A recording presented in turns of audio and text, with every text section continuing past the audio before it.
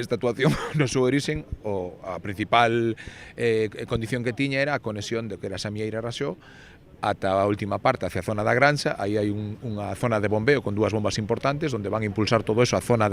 alta, a PO 308, e desde aí Area, Sanxenxo, Portonovo e hasta chegar ao que é a depuradora de Pasariñas. Na actualidade, pois por un problema de alimentación eléctrica, pois non están conectadas esas bombas, lo que quere decir é que a día de hoxe estamos vertindo directamente ao mar. Nos esperemos que se busque unha solución de terceira opción que nos creemos que pode ser a máis no tempo, o que é a máis rápida, que pode ser unha conexión subindo hacia a Serpe, é dicir, no que é a subida hacia o Pepe Vieira, que hai un transformador eléctrico, e estaríamos falando dun proxecto que rondaría para darlle alimentación eléctrica preto dos 500.000 euros. La verdad es que el bombeo de Raxó ha sido una decepción en el último momento, porque teníamos un punto de conexión eléctrica que finalmente pues la compañía lo cambió y nos llevó a un punto muy lejano que suponía pues un sobrecoste importante y tiempo de ejecución. Entonces hemos buscado alternativas. Aquí el director de obra, Ignacio Escabias, ha buscado una alternativa que puede ser factible, que es lo que vamos a visitar hoy con los alcaldes, y si ellos están de acuerdo, nosotros ya estamos